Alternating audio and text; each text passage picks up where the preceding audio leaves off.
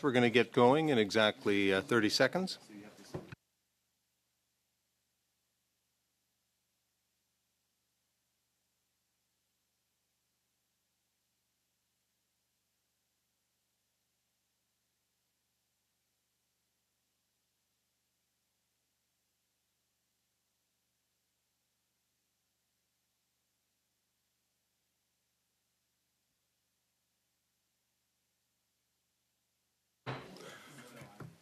Good morning, colleagues. Let me call this meeting to order and start by acknowledging that we are meeting on the unceded territory of the Algonquin Anishinaabe Nation.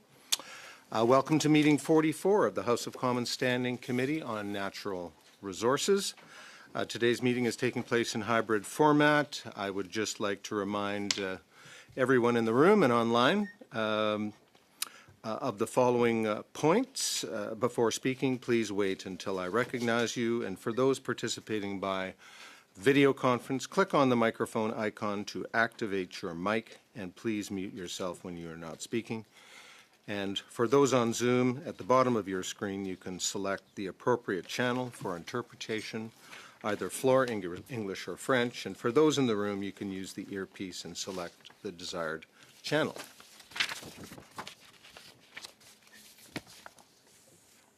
I would like to remind witnesses that committee members may ask questions in either English or French. If you will need interpretation, please take a moment now to prepare your earpiece and select the listening channel you need in advance in order to take advantage of the time allotted for questions and answers. For members participating in person or via Zoom, please raise your hand if you wish to speak. The committee clerks and I will do our best to maintain a consolidated speaking order, and a reminder that all comments should be made through the chair. Pursuant to Standing Order 1082 and the motion adopted on Thursday, April 23rd, 2026, the committee shall resume its study of Canada's electrification, energy self-sufficiency, and domestic energy security. And colleagues, let me on your behalf welcome our witnesses. We have with us from the Canadian Fuels Association, Bob Larocque, President and Chief Executive Officer, and Lisa Stillborn, Vice President, Public Affairs. From Electro Federation Canada, Cherith Sinisak, Director, Government Affairs, and from Resource Work Society, Margarita Dovgal. So welcome all, and all of our witnesses have conducted a mandatory witness onboarding test, particularly those on screen. You will each have 5 minutes for your opening remarks, after which we will open the floor to questions. And Mr. Larocque, I'm going to turn to you first. You have 5 minutes. Thank you so much. Good morning, Chair Duguid, honorable members, and fellow panelists. We greatly appreciate the opportunity to appear today. The Canadian Fuels Association has been the voice of Canada's transportation fuel sector for over 30 years. Our members account for virtually all petroleum products refined in Canada. We also make nearly 80% of all the biofuels produced in Canada, including ethanol, bio-based diesel, and we're just starting to make sustainable aviation fuel. Our fuels are essentials to every sector of our economy and supports Canadians' way of life. I would like to thank the committee for undertaking this important study. Let me start first by saying that a year ago, energy security was a background issue. Now, it is the issue. The situation in the Middle East has reinforced the hard reality that energy security can no longer be treated as a secondary consideration. First, I would like to focus on the good news for Canada.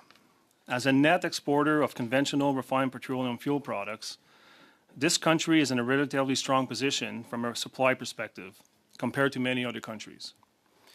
In a fragmented and volatile world, secure and reliable supply is a definite strategic advantage. In recent weeks, multiple countries have approached our sector to discuss potential new secure and reliable supply agreements. This speaks volume about how Canada is seen as a trusted energy producer and partner. But the latest events have also demonstrated potential vulnerabilities. Just to name a few, recent infrastructure decision has made us reliant on imports for jet fuel in British Columbia. And of course, we always have the looming in the background, the potential closure of Enbridge Line 5, which is a key pipeline for Ontario and Quebec refined products. It also reinforces the importance of maintaining a strong, resilient, and national refining sector as our Canada's energy systems evolve. Canada's experience illustrates an important lesson. Where we have domestic production capacity, we have reliance. Where we rely on imports, we are exposed to decisions made elsewhere. And now here's the other side of the coin. As domestic demand for low-carbon fuels rapidly grows to meet compliance from low-carbon fuel standards provincially and also the clean fuel regulation, so is our reliance on imports to meet that demand. At this juncture, we need to decide whether if we will produce them ourselves or increasingly rely on others to do it for us. Today, about 60% of Canada's renewable diesel and ethanol supply comes from imports, mostly from the United States. And recently, the United States boosted its renewable fuel mandates, which is already increasing competition for available product. These decisions are completely outside of our control, and they can directly impact our ability to access the biofuels we need. In a more protectionist global economy, importing compliance is not the same as building energy security. Canada's conventional fuel sector demonstrates what energy security looks like. We produce the fuel we need, we maintain the infrastructure to deliver them, and we have the resilience to respond during periods of disruption. We should strive to do the same for low-carbon fuels. The challenge is creating a policy environment that stimulates growth in domestic production alongside with growing demand. Energy security is not just about having access to energy. It's about having access to energy produced by a system that we control. We have recommended practical, targeted, and achievable measures to that aim. Maintain strong demand signals for low-carbon fuels, ensure regulation encourages domestic production as well as demand, and simplify compliance and remove barriers that discourage investments. If we align our policies with these objectives, Canada can build a more resilient low-carbon fuel sector, reduce reliance on imports, and strengthen Canada's energy security. Le Canada a déjà démontré à quoi ressemble la sécurité énergétique dans le domaine des... Canada has already demonstrated what energy security looks like in the conventional fuels sector. We should aim for the same result for low-carbon fuels. Thank you for your attention, and I'll be happy to answer your questions. Thank you, Mr. Larocque. And now over to Ms. Sinisak. You have the floor for 5 minutes.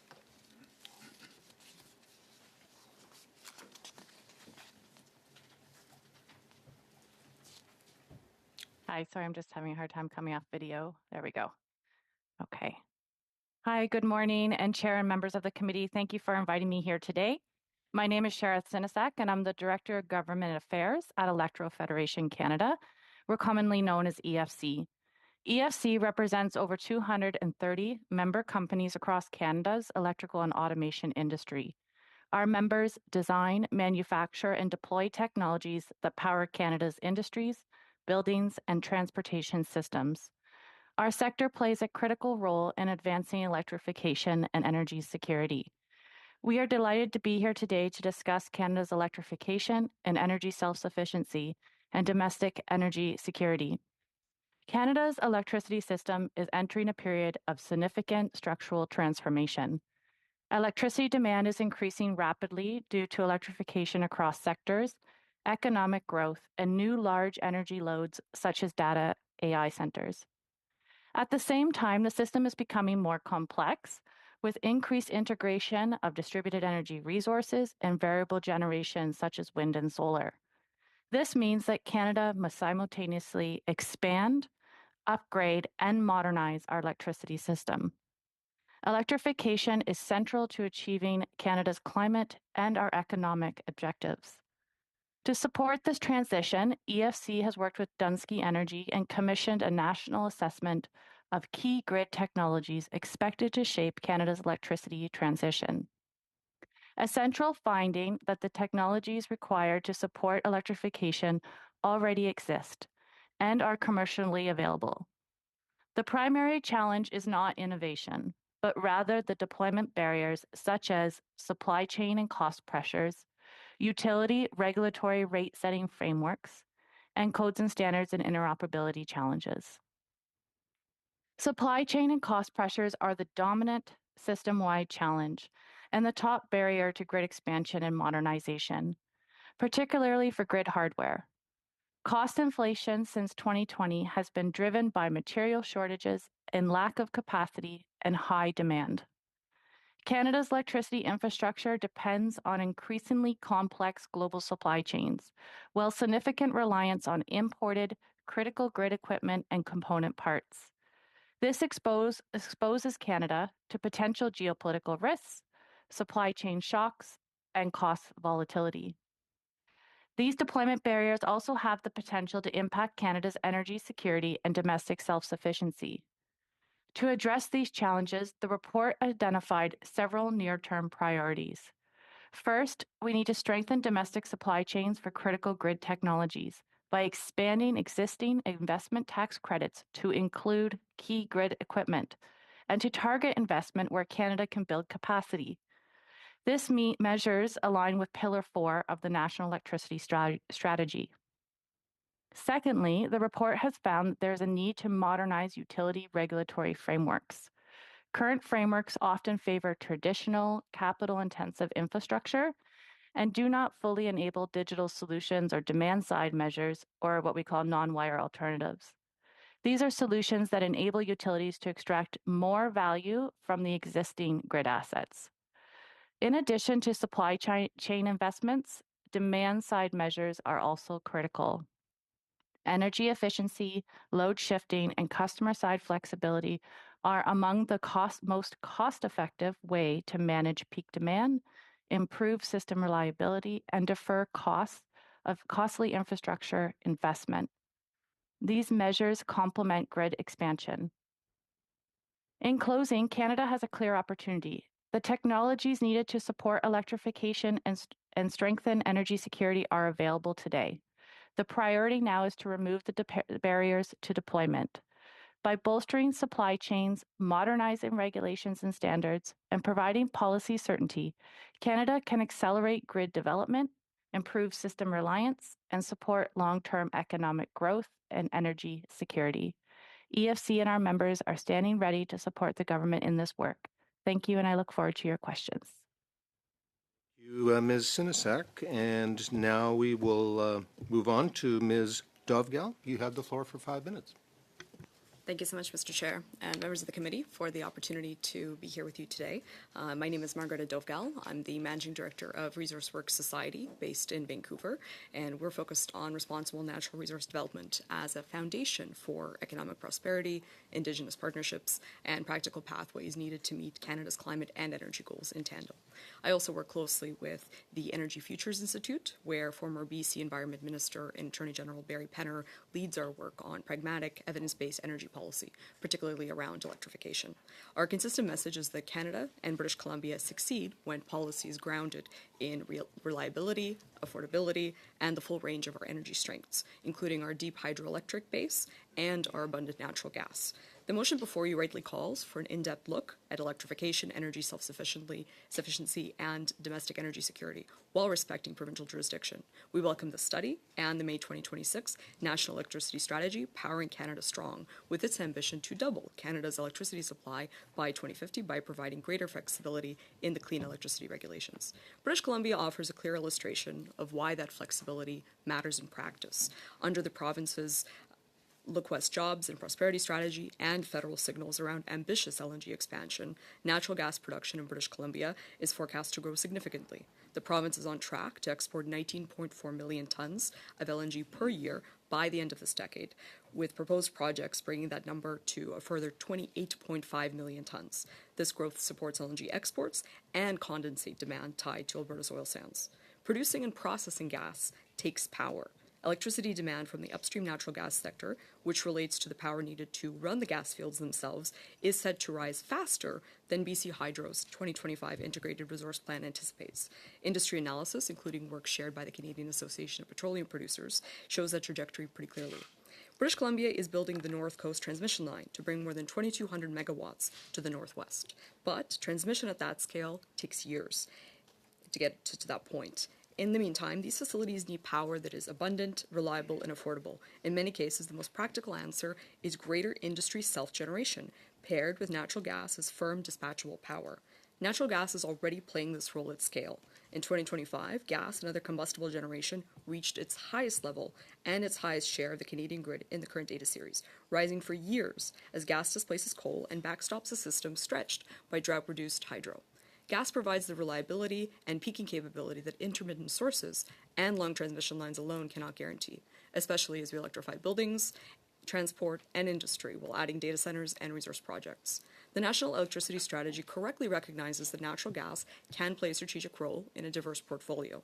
The proposed adjustments to the clean electricity regulations, chiefly greater use of credible offsets, flexibility to avoid stranded assets, and support for near-term reliability are positive steps. For them to deliver, they must be durable and certain enough that developers and operators will actually invest behind them.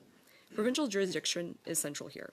BC has its own integrated resource plan, the Clean BC framework, and building electrification roadmap. A national strategy should coordinate on interprovincial transmission and regulatory efficiency while respecting the ability of provinces to plan their own mixes. Top-down prescription risks higher costs and slower progress, enabling provincial leadership, including the practical use of natural gas, where it strengthens reliability, produces better outcomes. Resource development is itself part of the solution. LNG and upstream natural gas drive jobs, growth, and government revenues that in turn help fund the very infrastructure this study contemplates. In British Columbia, they increasingly do so with First Nations as owners, not just hosts. Cedar LNG, a Haisla Nation majority-owned project, and the Nisga'a Partners Silisms development, which signed a European supply agreement last month, show what Indigenous-led energy looks like in practice. And where we can add value at home, we should. Generating power here keeps the jobs, the reliability, and the emissions advantage in Canada. Canadian LNG, with one of the lowest emissions intensities in the world, gives our allies a lower carbon option than the fuels it competes against abroad. If I can leave the committee with one thing, it is this. Plan realistically for resource-driven electricity demand in British Columbia. Let industry self-generate and use gas as firm power alongside hydro. Make the clean electricity regulation flexible, real, and durable. Respect provincial jurisdiction while coordinating on transmission and approvals, and recognize the provincial responsible development of our natural resources pays for a cleaner grid. Canada has the resources, the technology, and the people to meet rising demand while holding the line on reliability and affordability. British Columbia's combination of deep hydro and abundant natural gas, increasingly developed with First Nations, is exactly the pairing a national strategy should enable rather than constrain. Thank you. I'm happy to take your questions. Thank you, Ms. Dovgel. Thank you to all our witnesses for your presentations, all on point and on time.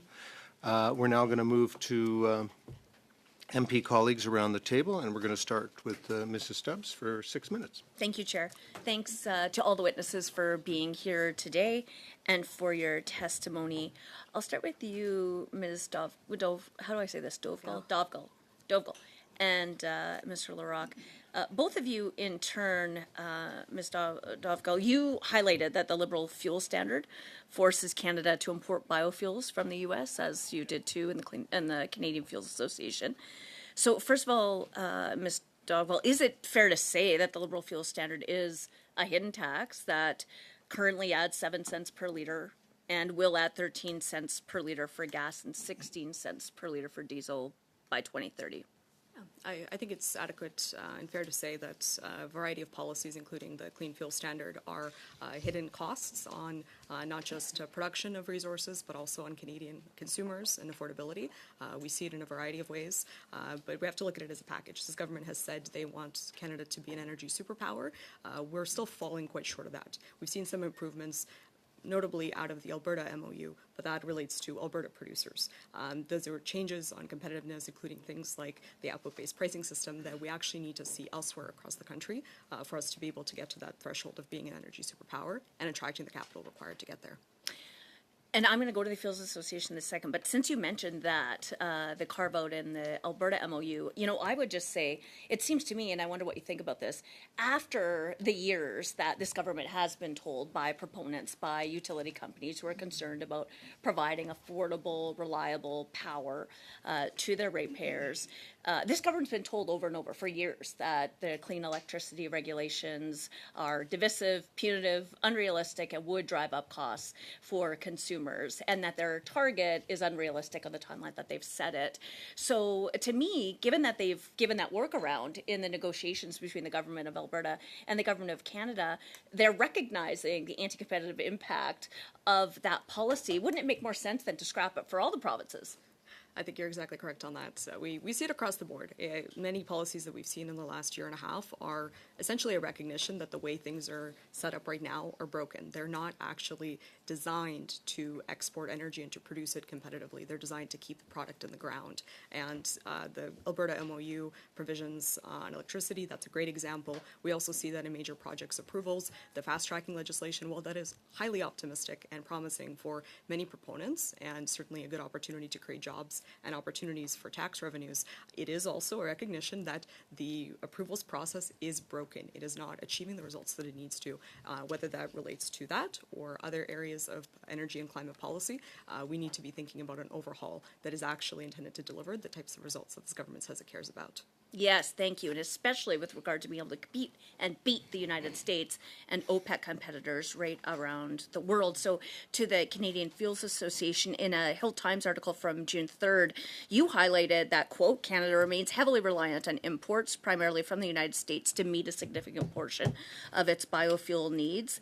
So I wonder if, even after, again, years of uncertainty and revisions and proponents telling the Liberals what they needed to do to make this policy flexible and workable and feasible and practical, if they want to keep these regs in, which Conservatives have committed to scrap, why, do you have comments on why Canada has to rely on the United States, which is insane given that they're also our number one customer and competitor, to meet those requirements? And what kind of adjustments could be made to, particularly in terms of reducing legislative, regulatory, and policy barriers to incent that production, development, and exports at home? Perfect. Thank you so much for your question. And I'd like to clarify also that a lot of provinces have their own demands. So the clean fuel regulation is very important, but we also have to meet, demands from all the provinces. So that's going to stay. What happened is the United States changed their policies about 2.5 years ago under President Biden, and then President Trump doubled down on it, and it's called 45Z, or the Big Beautiful Bill, if you wish. And that is incentivize U.S. production of biofuels. They get that incentive in the United States, and then they can sell to Canada, and they get the same credits that our Canadian producers are. So that's the bigger difference right now, and the biggest change that the current government can make is to amend the clean fuel regulation and allow the Canadian production to receive the same support, if you wish, as the U.S. Biofuels included. Thanks for raising what Biden did in terms of that policy in the United States. I would note that President Biden also brought in concrete 2-year timelines for regulatory approvals, and that was years ago.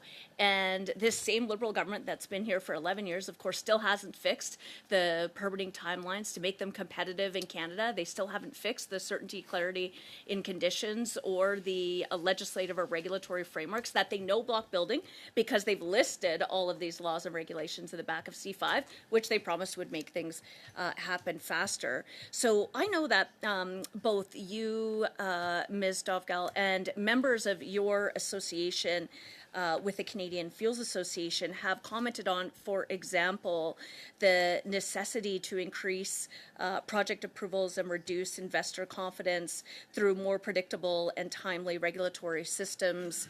And of course, industry over and over again have told the federal Liberals two things. One, the federal industrial carbon tax that this government imposes federally on its businesses adds costs to Canadian businesses and entrepreneurs that businesses in the United States or OPEC competitors do not have to face. And on top of that, both of you have highlighted various legislative or regulatory changes, including tax costs and environmental compliance costs. That's been noted especially by members of the Fuels Association. So I wonder if each of you could give at least 3 and then maybe follow up with written submissions on what you see are the top changes required to actually ensure expanded Canadian energy of all kinds, production, development, and exports. Thank you, Mrs. Stubbs. That you'll have to answer that question in a future round likely from Mrs. Stubbs' party. But we'll now go to Mr. St. Pierre for 6 minutes. Great, thank you. Mrs. Sinisak, there's been a lot of modeling, technical modeling, that's shown that as our economy electrifies, we need to, at a minimum, double the electricity on our grids by 2050. Some other modeling has shown that we need to potentially triple or 2.5x that capacity. Can you inform this committee as to what type of energy sources you think should be included in the grid? I think you mentioned during your testimony that those technologies already exist. I'm curious if you can comment or give us a few examples of those existing technologies, please.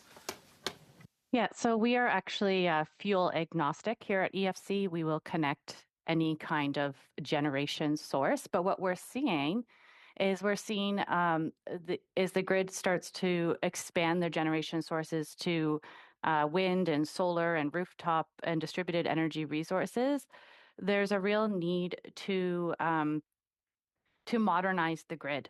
So the more that we utilize smart grid technologies, the less grid we actually will need to build. So that number, whether we have to double the electricity grid, will be dependent on how we're utilizing existing technologies and innovation. And so I hope that answers your question.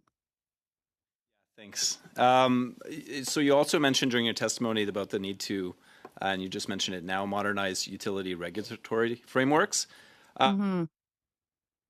Provincial jurisdiction.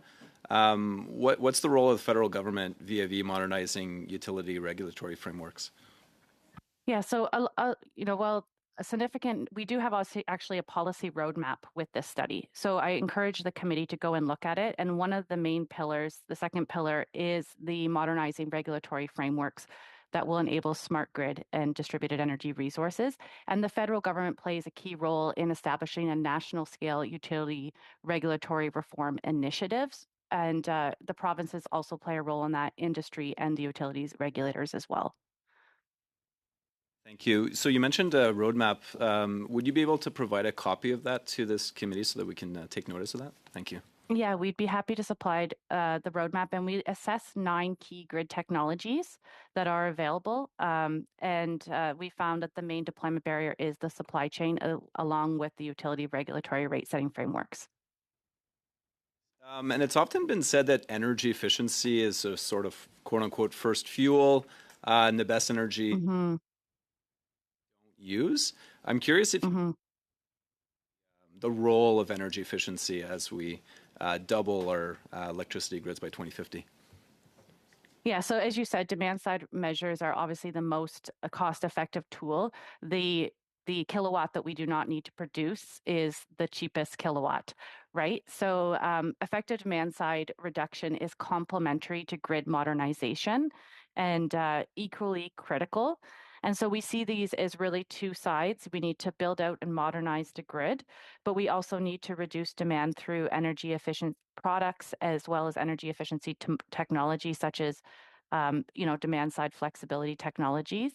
And that's where modernizing the grid to utilize those technologies will mean that we don't need to build as much grid. But really right now, it's all about trying to access those technologies and deploy them at scale. Maybe still on the theme of energy efficiency, but your members might have some opinions on how our government could further advance energy efficiency. Maybe programs that might be interesting to some of your members?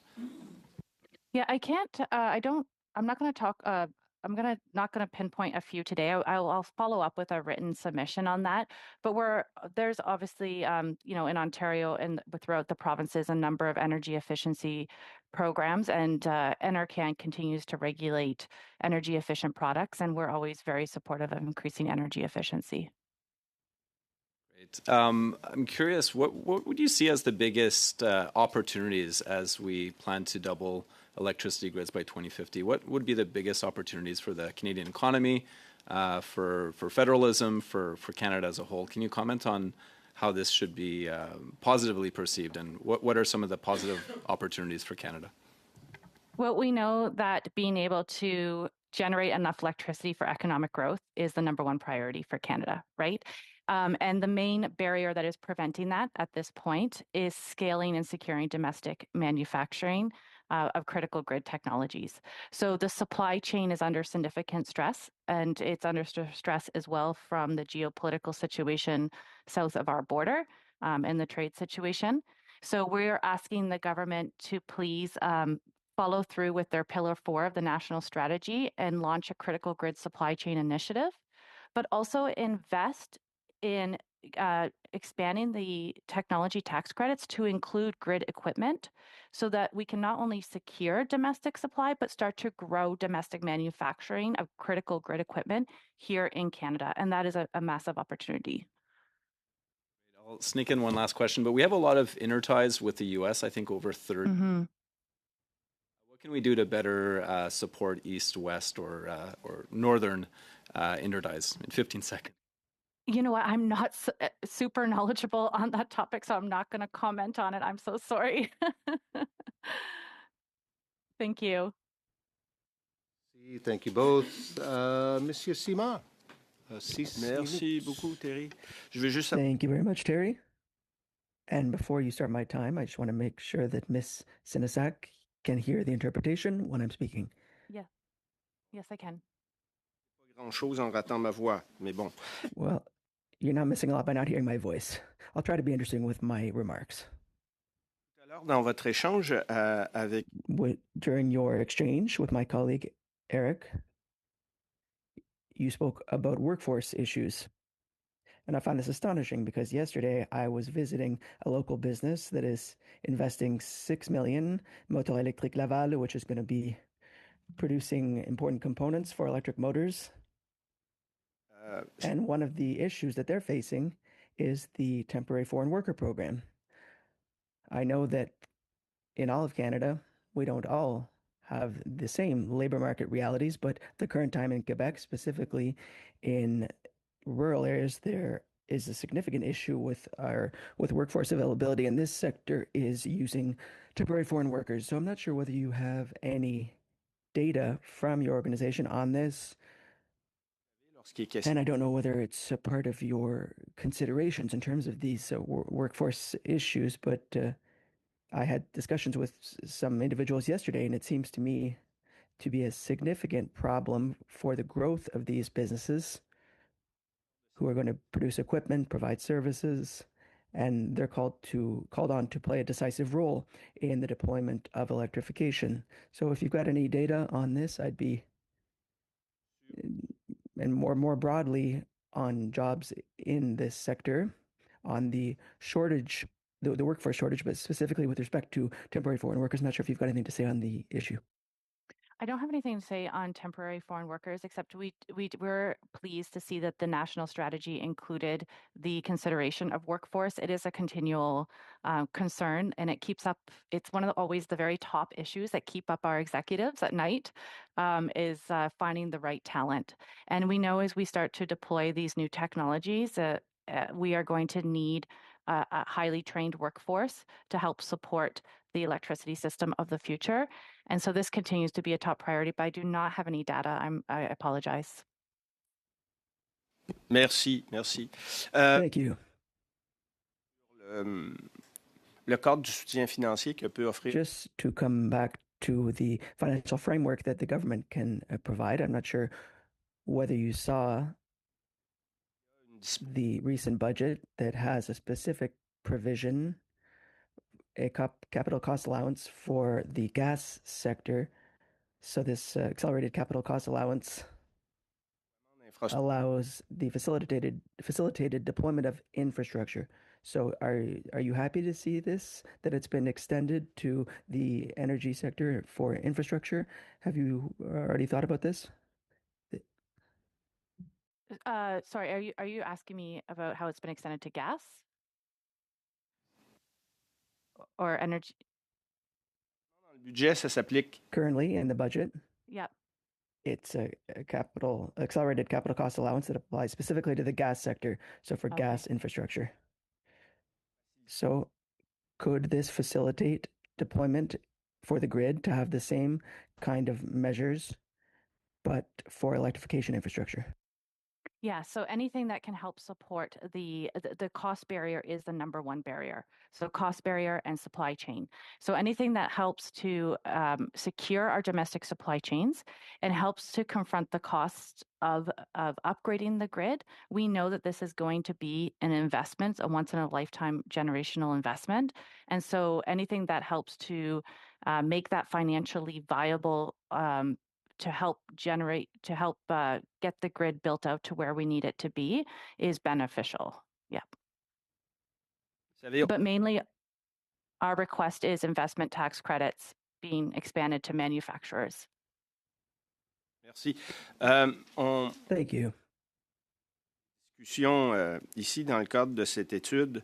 During the course of the study, we have had discussions with some individuals, and Hydro-Quebec has a plan up until 2035. It's a very detailed plan Stockage qui permet that will work on storage and energy efficiency. But nationally, pas le même.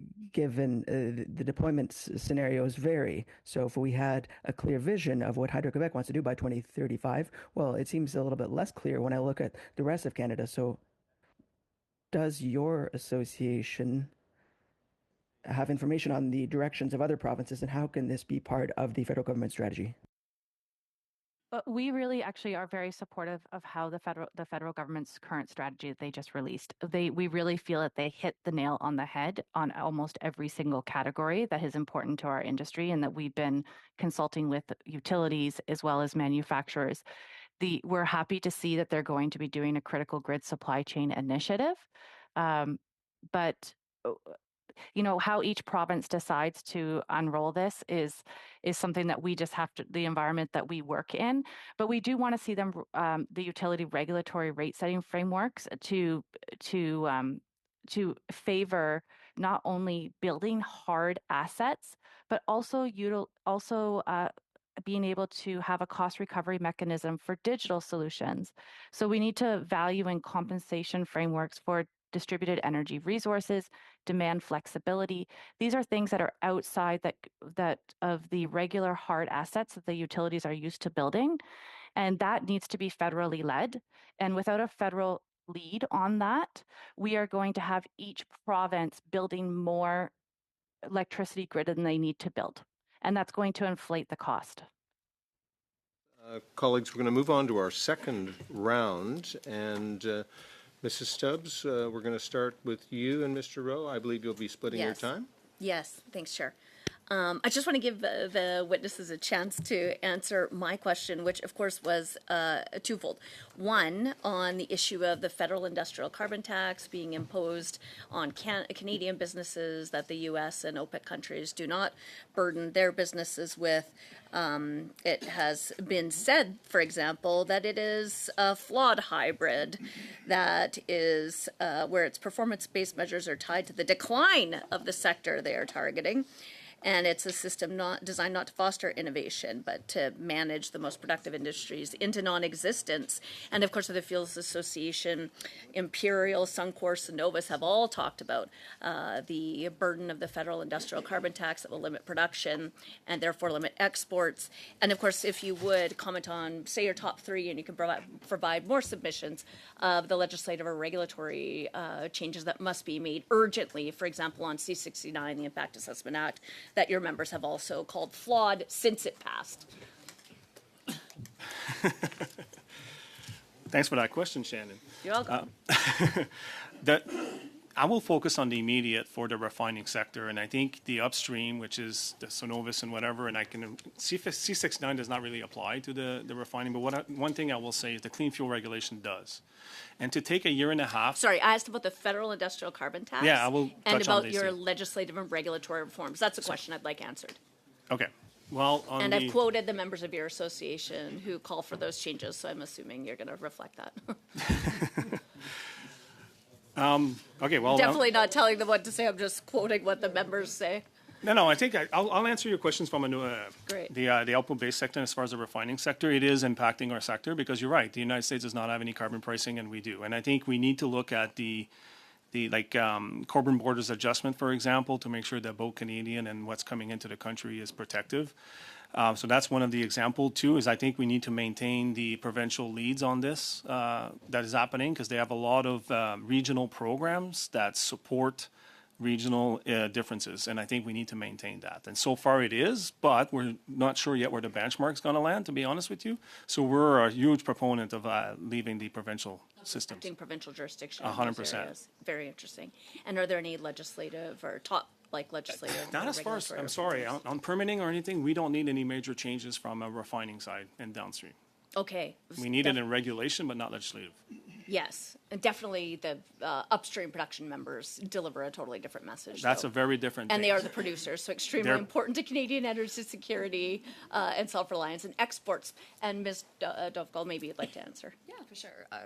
Canada needs to diversify our trade. We need to get our product to market. We need to ensure that the capital actually flows in a way that is accomplished through competitiveness. And I have three broader recommendations to your earlier question.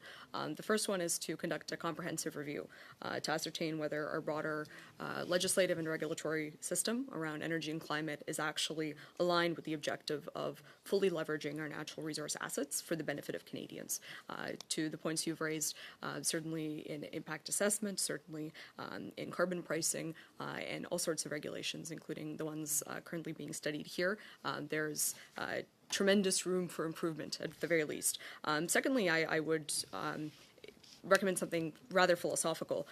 Assess honestly where subsidies are necessary or where they're actually being used to bridge policy failures rather than market failures. We often hear this idea that it is market failure that is responsible for why things are so expensive, why it is hard to build large infrastructure, whether that's domestic electricity generation and transmission or something else.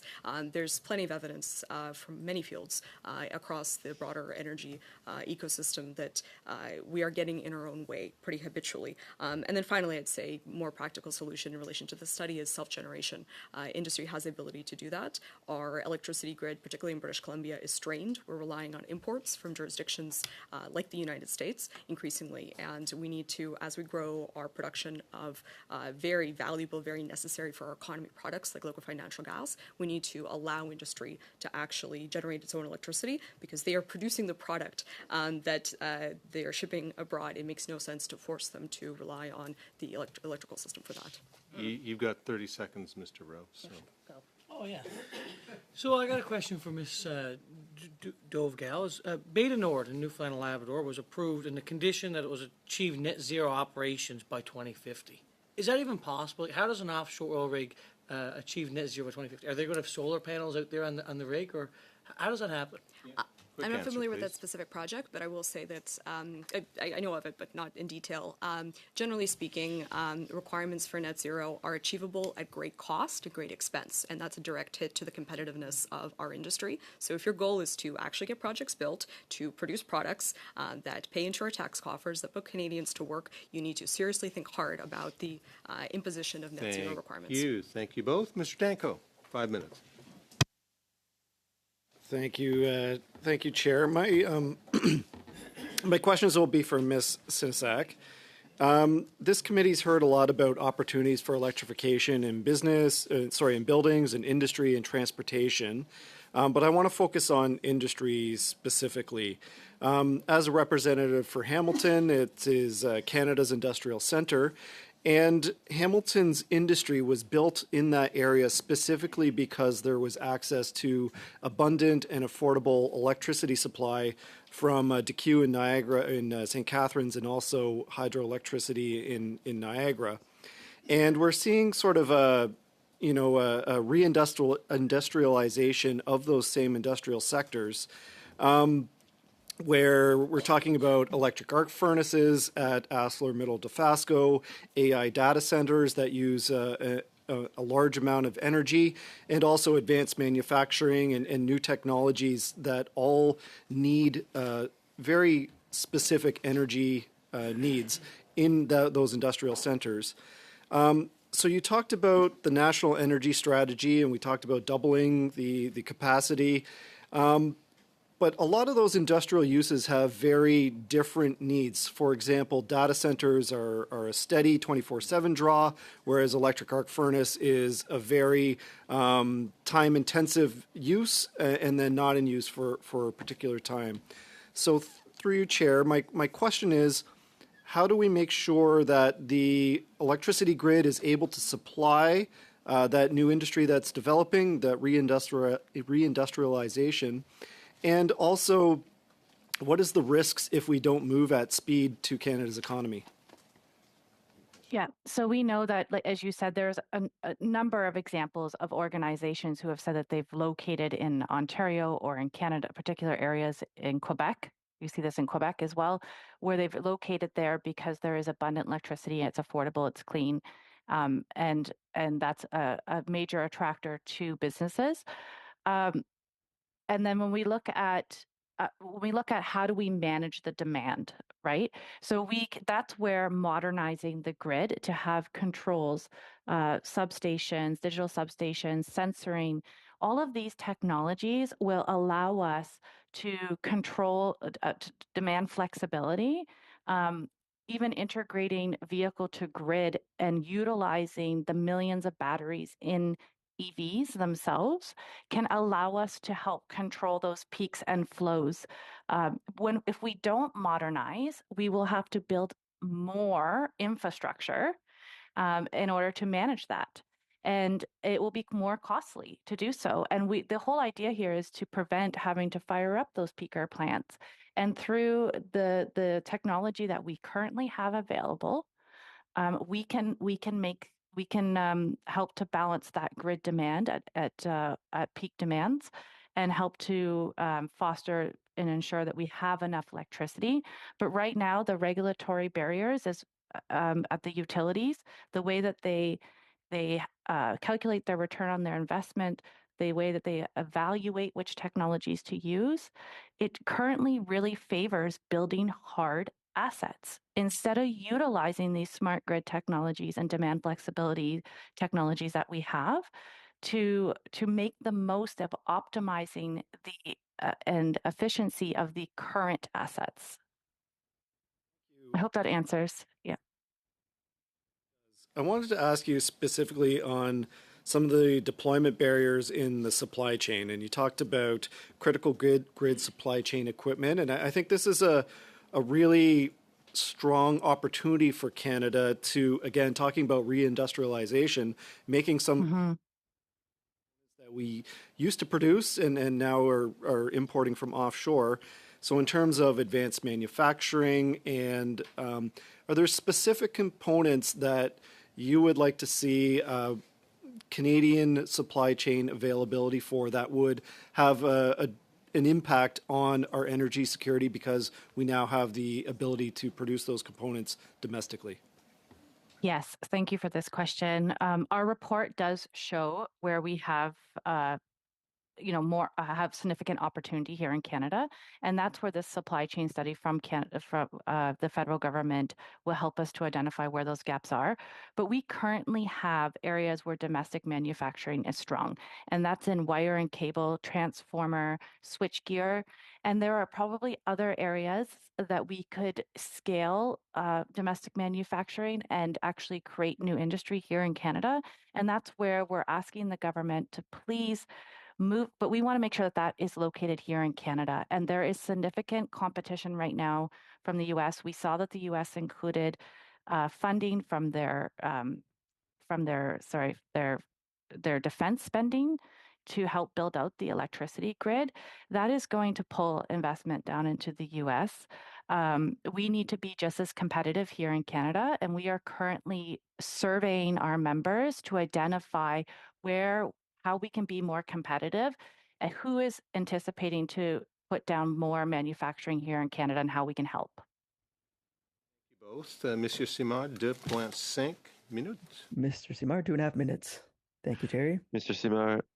Mr. Larocque, I'd like to come back to a conversation that we had, and don't worry, I won't reveal any secrets. Des carburants propres, bio. So in terms of the use of biofuels, Chez nous, there's Rimabec in my area. that is currently producing biofuel, and they're able to support their forestry activities thanks to this. And without a price on carbon, these projects become difficult or unprofitable. So we need a kind of carbon pricing to develop these kind of projects, and we're not extraterrestrials in doing so. The same thing's happening in Europe. Everyone's doing things the same way. So could you enlighten us a little bit on this? Mr. Simao? We need to have an additional cost, whether it's for carbon or whether it's the federal clean energy regulations. These initiatives are essential so that biofuels can be produced in Canada. The problem is that there are other countries like the US who have added domestic production, but we don't have this in Canada. That's the biggest problem. And the reason we're not seeing more plants built in Quebec, they're supported in the US, but not here in Canada. I'm talking about 45Z in the US. So if you produce in the US, then you get credits for your ethanol, for your renewable biodiesel. And then if you sell it to Canada, you have access to carbon credits, whether it's in BC or with the federal government. But Canadian companies don't have this incentive to produce. So we're at a disadvantage. And it's between 530 cents a liter. What kind of program would you recommend? We'd recommend that Canadian production be focused on by the federal regulations. Then you'd have an additional credit if you produce in Canada, and that will create equivalence with the US. And there's real demand for it. I think about Rimabec in my area. They serve industrial sectors that need to demonstrate their processes, and they produce electricity with less carbon emitted. So this kind of demand is not going to disappear. What we need to do is be sure that we produce these things. Thank you. It's back to you for 5 minutes. Want to share your time? Yeah, I'll decide as I get into that. Maybe you'll give me a heads up on time. Thanks, Chair. Both for the Canadian Fuels Association and for Ms. Dovgal, as you know, Conservatives did call on this government to immediately scrap all the taxes on fuel for the rest of the year to provide some relief. Now, the Liberals only removed one of those taxes. Is it fair to say that this tax is essentially offset by the switch from the winter blend of gas to the summer blend? And does that mean, would you say that that means that the removal of only one of those taxes may end up being negligible then for relief at the pumps for Canadians who need it? I can answer some of this one. And I just want to clarify with everyone that whenever there was a change on taxation regarding fuel, it was immediately seen at the pump. So when we had the carbon tax removed about a year ago, we saw it immediately. The excise tax was the same thing. It came into effect on Monday morning, and we saw it. The problem we're facing is crude. The price of crude globally is the biggest impact we're seeing on gas prices. So it went from about $90 a barrel, 95, and then there was escalation in the Middle East, and it was $110 within 3 days, and that pretty much eliminated the 10 cents a liter on the excise tax. So now, hopefully this de-escalates. Now the barrel is down to about $80, $85. So that is the biggest impact, is the price of crude on commodity it's having on price of gas. Do you have any comments, Ms. Dovgal, on I removing can taxes? just briefly comment overall that any taxation that we do, whether it's direct to consumers or hidden taxes that have to do with the cost of producing the products that we use, we see the impact on affordability. The more removed you get from it in terms of the broader supply chain, the harder it is for people to understand where it's coming from. But when we're talking about affordability, we should also talk about the way that people can afford their lives, which is incomes, which is productivity. And in order to get to that, we need to have higher competitiveness for global capital so we can build more big things and employ Canadians. And that's another very valuable way of offsetting, not just looking at specific taxes that consumers get exposed to. Good point. Good point about all the economic contributions that can also be gained from cutting expensive taxes that don't actually achieve the aims its proponents argue. So I wonder, both to the Fuel Association and Ms. Dovgal, you know, the Liberals promised more than a year ago that they would bring in legislative and regulatory reform. They advocated that they would do these cut permitting timelines to 2 years and under. We're actually moving into their second year, and they haven't yet brought forward that repeal and reform agenda, even though they've listed all these laws and regulations in the back of C5 that they know block building, which is why they put it in there. And Conservatives, of course, have consistently called for these regulatory and legislative changes to be made at every single step. I can say that as a person who's been here for 11 years, and that Conservatives have always argued to make Canada's regulatory system competitive, attractive, predictable, fair, objective, evidence and science-based. And we have also, since I've been elected, supported the construction of 2 pipelines that would have provided Canadian energy self-reliance, security, and exports both to Asia and to Europe. What does it say when everyone from industry to legal experts to the Supreme Court of Canada to opposition members to every premier and territorial leader who have called for overhauls, that this government is actually going into its second year of power and just announced that it's going to delay consultations on the very changes that proponents right across natural resources sector are saying need to happen? This one first. You know, for the majority of the 11 years that you've been here, and since Liberals were elected in 2015, we had policies on the books whose implicit purpose, even if it wasn't the stated purpose, was to keep the product in the ground. And that was something, I was a Liberal for many years. I organized for the Young Liberals. That is something members of Parliament told me was a priority. It was ensuring that, you know, we're shutting down the dirty tar sands. That was a line I heard from elected officials on the other side. It's so anti-scientific because there's no tar there. What was that, sorry? So anti-scientific because there's no tar. Well, precisely, yeah. Yeah, big you know, quote marks around that. But that was a policy framework that had the intent of making it profoundly difficult for this industry to grow. And now the light has seemingly been seen. We've come under unprecedented economic pressures. It is hard to roll all of that back. And I think the pressure is on to get to results that aren't just Band-Aids, because we are seeing Band-Aids. There is something promising. There's a lot of promising indicators and signs, but we need to ensure that it's not just large corporations only who have regulatory capacity, who have the ability to navigate lots of regulation and hired large teams that can successfully navigate this. We actually need to ensure the energy sector is one that all Canadians can benefit from, and I think that comes down to the core principles of these policies. So if we want to see that change to make Canada an energy superpower, we need to think more in terms of structural reform to get away from policies. Thank you both. Ms. McKelvey. Maybe the Fuels Association could submit any more context written submission if you want. And then, of course, I'd note for the Electro Federation, this committee made a recommendation to do west to east interties in this country in 2017, and I too wish they'd get on that. Thank you. Ms. McKelvey, wrapping up this panel, you have 5 minutes. Thank you, Mr. Chair. My questions are for Mr. Larocque and Ms. Stillborn to start with. Can you speak to how the government can further strengthen the biofuel sector here in Canada, increase domestic production, and what role might the biofuels production incentive have in that? Yeah, I'll take that one. Thank you so much. So very, very clearly, they need to amend the clean fuel regulation, and they needed to do it yesterday. So we're waiting for an amendment, and in that one, they need to be an incentive that relates to the Canadian production of biofuels. So that is the number one thing they can do right now, is to amend it in the CFR. The second one they can do is they need to approve those projects. The CFR is a life cycle assessment type regulation, and it's taking years, sometimes 18 months, 2 years to approve something. So we need to fast track those approval within the CFR. So it's different than legislation, but they need to do it within the clean fuel regulation. That is the number 2 things they can do right now. And can you speak to the innovation that exists within Canadian oil and gas companies?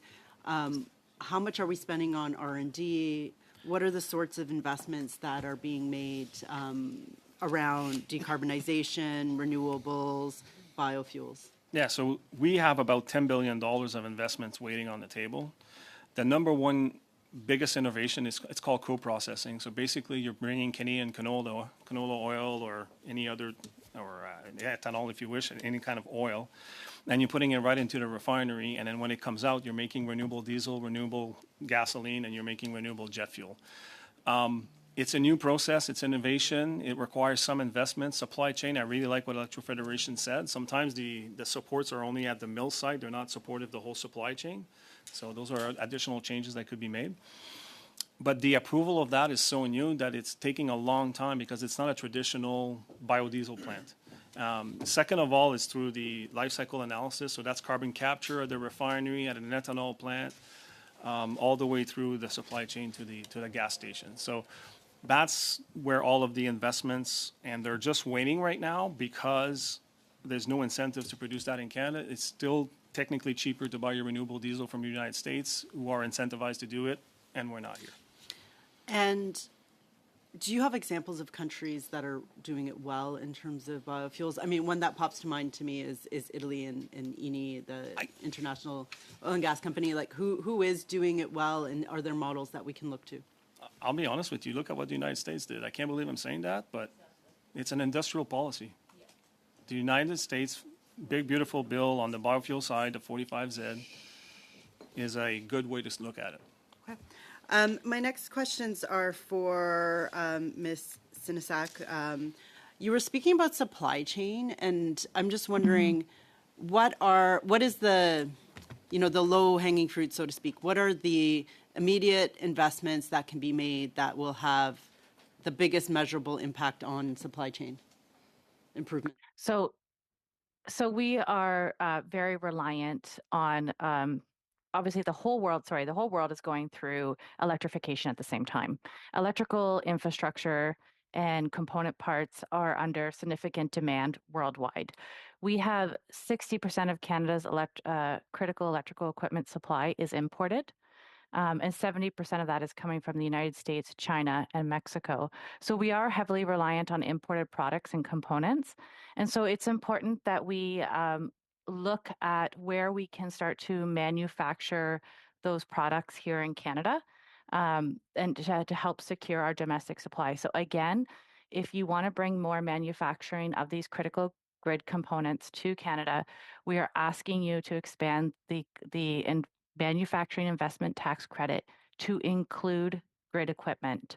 And that way we can start to incentivize those companies and compete with the US so that we continue to be an exporter of this equipment, but also continue to secure our domestic supply.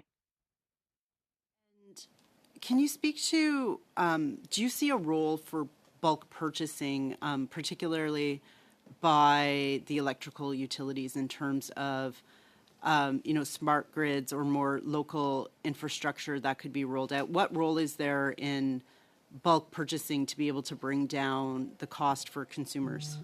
Quick response. Yeah, so that is a sort of strategy that we have proposed and encourage.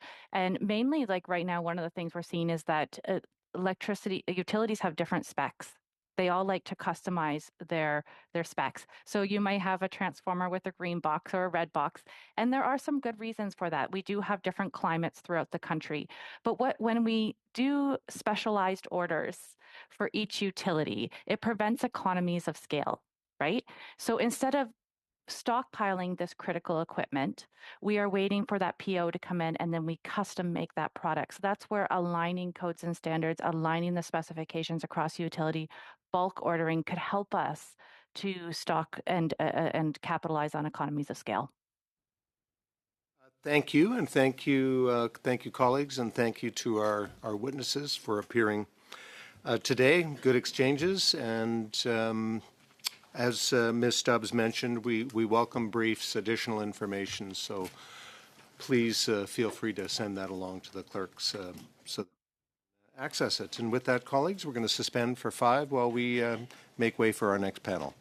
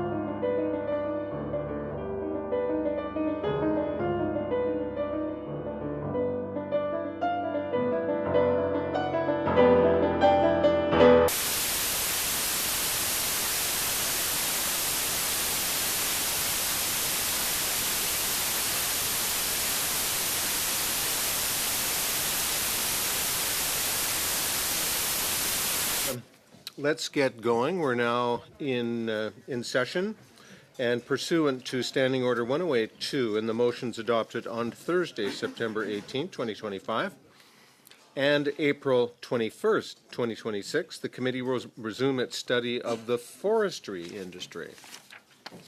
I would like to welcome our witnesses from the Canadian Forest Sector Transformation Task Force. We have Ken Kalashnikov, co-chair and principal at Kalashnikov, and Frédéric Verreau, co-chair and vice president, Chantier Chibougamau. Chibougamau? Chibougamau. Okay, my apologies. Claude can give us both French lessons. the Yeah, yeah. ears all the time, Terry. We're in it together. That's right. Yeah. So this side is being a lot nicer to me than this side for some reason. Yeah. Anyway, and colleagues, can I thank on your behalf the co-chairs of the task force who I know have worked hard on this report and are anxious to share their results with us. They have conducted the mandatory witness onboarding test. And let me make a few comments for the benefit of our witnesses. Please wait until I recognize you by name before speaking. A reminder that all comments should be addressed through the chair. Each of you will have 5 minutes for your opening remarks, after which we will open the floor to questions. And so, Mr. Kalashnikov, you have the floor. We're going to give each of our speakers 5 minutes, colleagues, after all their hard work on our behalf. And so, to you, Mr. Kalashnikov, 5 minutes. Thank you very much, and I appreciate the opportunity to present to you today to the Standing Committee. I am Ken Kalashnikov. Sound.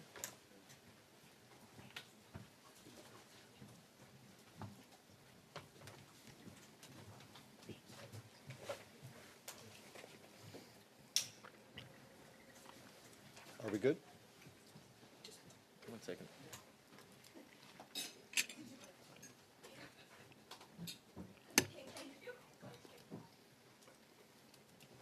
Chair, I'm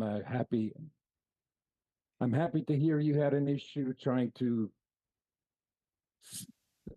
pronounce the my co-chair's company, because I refer to him as the Nordic Structures. It's a lot easier. So please proceed, Mr. Kalashnikov.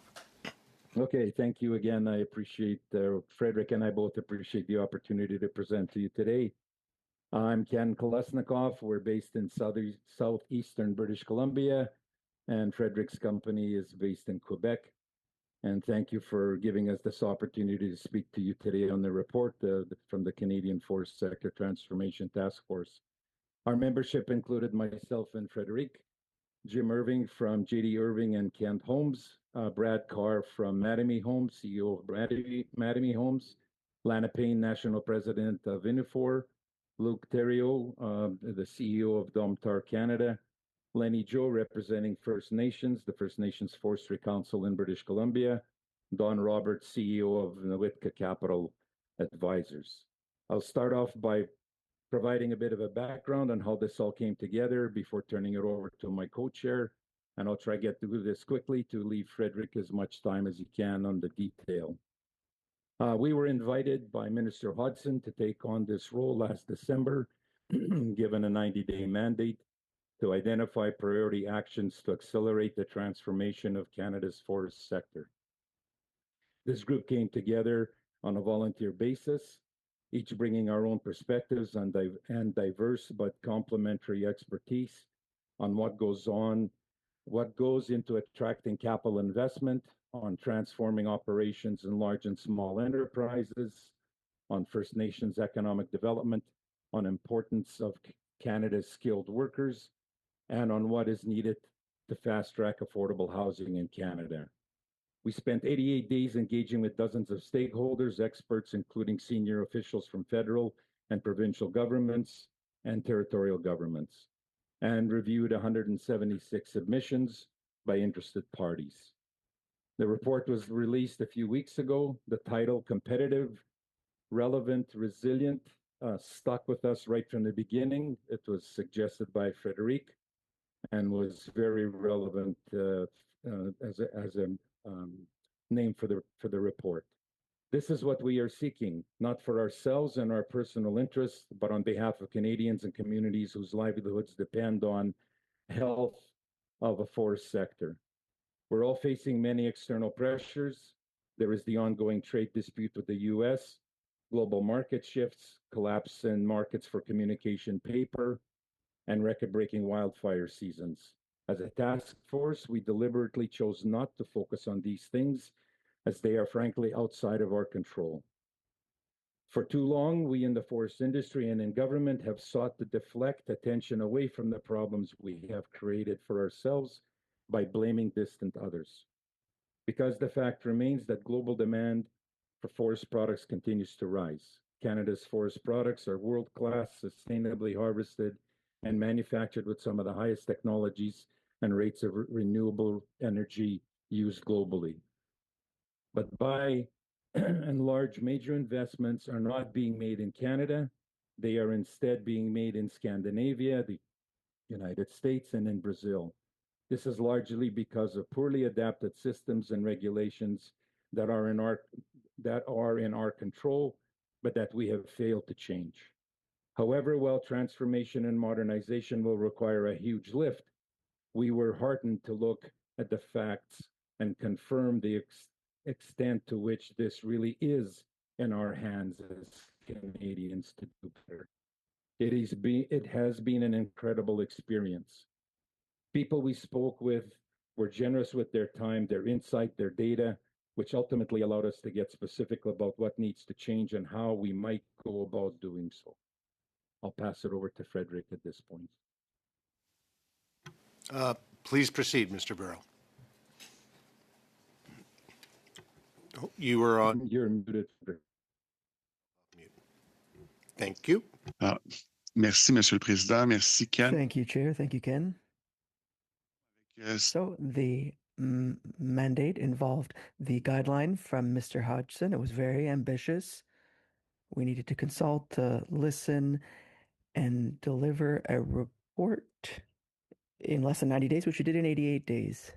And we established that our work could be done on a consensual basis among the members of the task force. And at the beginning, there were just 3 recommendations that we agreed on. And we only provided 3 to Mr. Hodgson. We're very pleased with this voluminous report.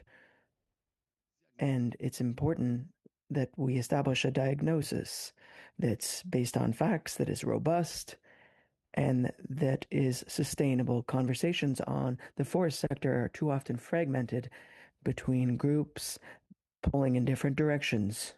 However, the facts are clear, and that's why we wanted to have a clear diagnosis to set the stage, to identify the needs, and to identify the potential of this very important sector through our action plan that we previously tabled. And during our work, and in fact, we hope that your reading of the report tells you the same thing, the forestry sector is first and foremost a manufacturing sector.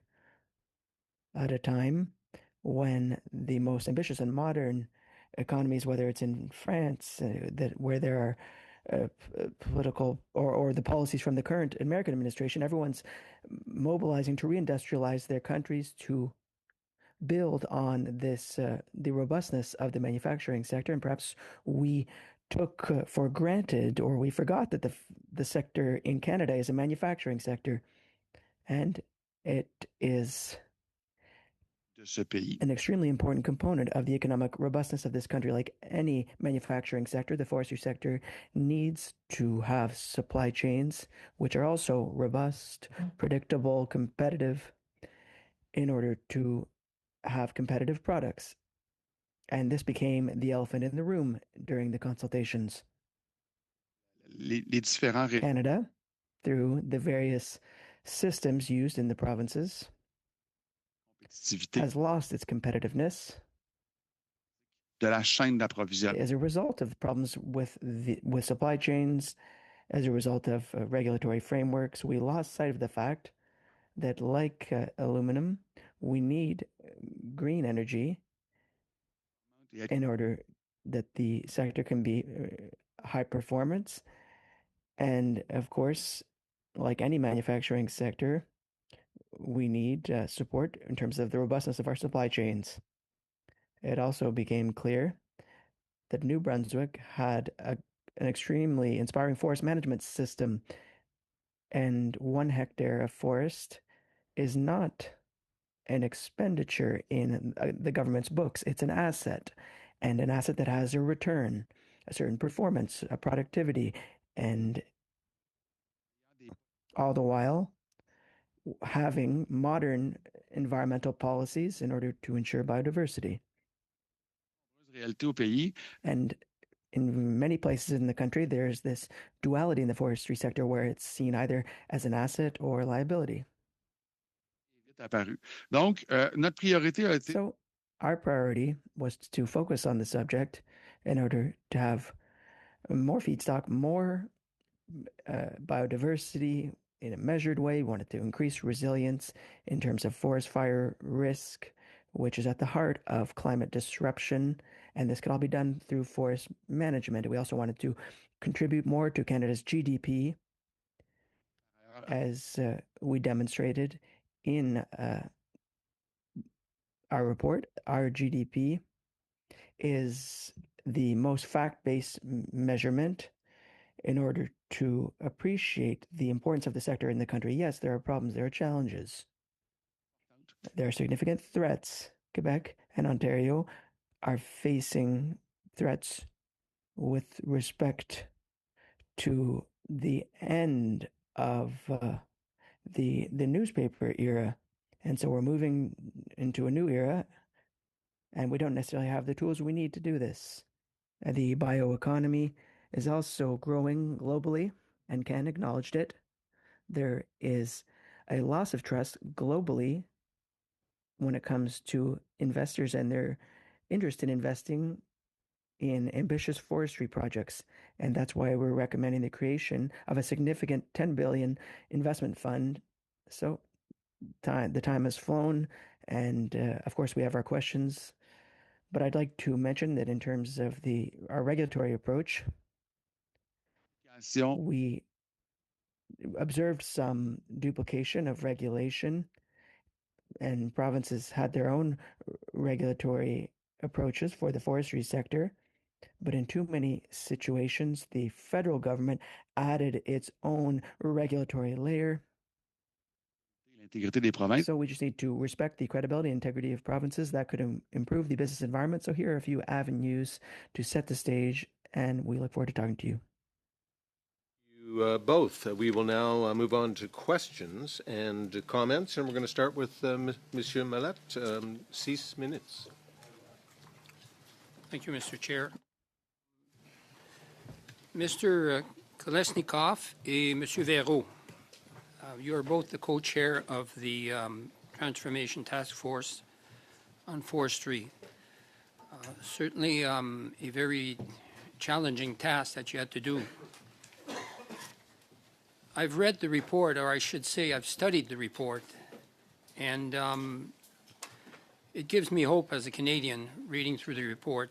Looking at the vision, how do we bring, in the next 25 years, how do we bring back Canada as a world leader? But it starts now, and actually for you it started 6 months ago. What I would like you to do is give you the opportunity to go through the report and take us through the 4 or 5 key steps that will start us on the right direction. And this will help this committee to make the proper decisions. So I will leave it to both of you. I'm sure you both know how to work together now.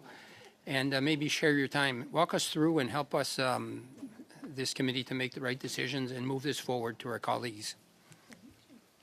Yeah, this is really easy for me. I'll just pass it on to Frederick to start.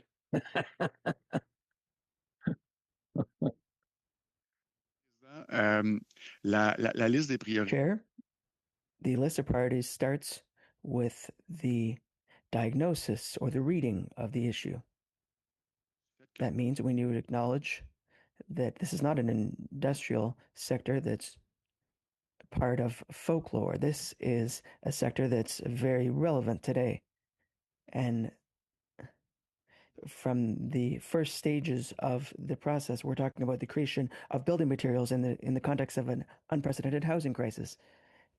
And given that housing affordability all is based on the affordability of lumber.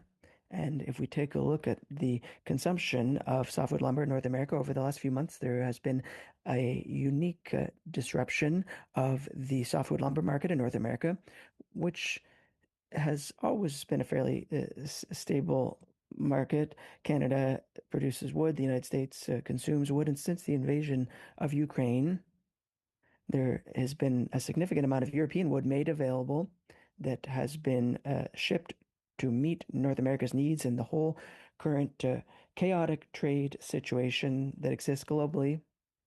And in this context, we lost sight of the challenge that we need to face today. And the consequence has been, well, North America has always had a surplus in terms of softwood lumber production, and this is at the heart of residential construction today. We find ourselves in a context of dependency in terms of softwood lumber in order to meet Canada's and the United States needs for softwood lumber. This is unprecedented. We're a few percentage points away from being at the 2021-2022 levels where prosperity was great for everyone and it was a good situation for builders, but it was also a period of inflation. So if we get back to public policy, government directives, the attribution of resources, well, it's something that's extremely strategic, like there are critical minerals that are strategic. Well, forest resources are also strategic and critical for our country. D'une très forte robustesse. And so we have a very robust basis for our work. And we spoke about the need for capital and the need. Qui a perdu confiance dans. And in order to address the issue of the loss of trust in the sector, we also need to take a look at the regulatory framework. Complaisance à l'égard. And we don't want to see complacency in terms of the forestry sector. We need to meet the needs of businesses. We need people to have confidence in the forestry sector, and they have every reason to have confidence in the integrity and the credibility of forestry resources in our country. Market access, the rail network does not work. The Canadian rail network does not work. It undermines interprovincial trade, it undermines competitiveness, and we need to be able to access foreign markets as well as the United States, and we need to have our plants be able to access ports in order to access these foreign markets. And so we need right away to take a look at the rail system, which is not working. And I'm not trying to criticize the two businesses that monopolize the sector, but currently the formula is not working. And with respect to our priorities, the National Building Code has been talking about building more with wood for the last 10 or 20 years. However, there is not much of an impetus to do so, whereas in California and Colorado, regulations have been established that establish a ceiling for carbon emissions per square footage of construction. Canada wants to do so for 2030, and we have the opportunity to accelerate this process, and there are a series of domestic lumber consumption measures that have been proposed so that we can compete with the American market. We'll move on to Mr. Gay for 6 minutes. Oui, merci, Monsieur le Président. Thank you, Chair. Mr. Kolesnikov, Mr. Vero, I'd like to take this opportunity in French to thank both of you, as well as all of the members of your task force for the work that you've done for Canada and for the Canadian forestry sector. We're very grateful, and there is a lot of great material in your report. And it brings a few questions to mind for me, and I'd like you to help us understand these things. So, if you don't mind, first of all, one theme that arises very often in the report is fiber access as being the number one issue. Is this a problem in all provinces? In Western Canada, are there provinces that are disproportionately affected? That's the first part of the question. Second part of the question, what is undermining access to fiber in Canada? I'm going to take this one, Ken. Sure. Il y a très clairement des défis qui sont supérieurs. Clearly, there are issues that are more serious in BC and Quebec in terms of competitive fiber access quantitatively, for which we require stability. And this is part of the recommendation for the investment fund. We're not recommending that we waste taxpayer money.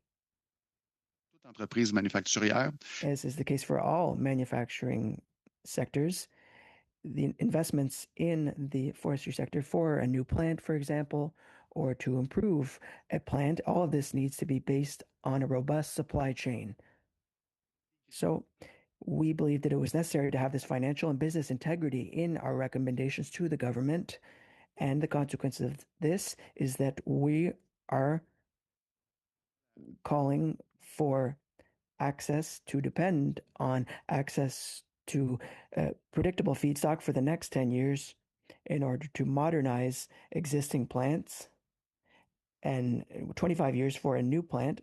And this is a standard practice globally and in the manufacturing sector. And we also believe that it's standard practice in terms of our recommendation. Provinces where there are improvements to be made, well, we don't want to blame anyone. We want to be constructive. We want to say to the provinces, our responsibility wasn't to take a look at the provincial approaches. And of course, it was a task force mobilized by the federal government. We're trying to be sensitive to provincial situations, but we can't just ask for 10 billion and at the same time not correct the problems in terms of the supply chains. And we provided this information to the provincial premiers, and it's an opportunity that we can't miss. We're at a crossroads right now, and we now have the opportunity to correct these issues to stabilize the sector. Well, it seems like it was a good choice to have a Quebec representative and a BC representative as co-chairs. Vous avez publié le rapport. You have published the report. A fait l'ébauche d'un plan. And the government has its draft plan for the transformation of the forestry sector. Some additional funding has been announced in recent days. So do these measures address the report's recommendations? Plus de temps, ou qu'est-ce... And if you had had more time, well, what else would you still like to accomplish?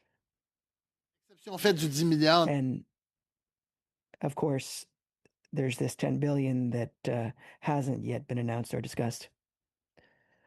Well, the action plan deals with a number of our recommendations, but not all of them. For example, the consumption of lumber in the country, where we have the opportunity to improve the quality of our infrastructure and our construction. The preliminary action plan from the last few days does not include measures to this effect. And there are some measures that have been announced at the same time that are moving in the right direction. However, we're also recommending some program changes to support innovation.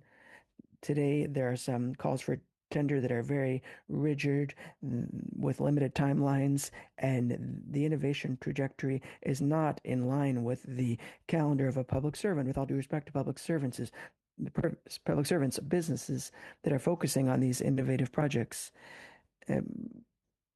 But it's all stretching out over a long period of time.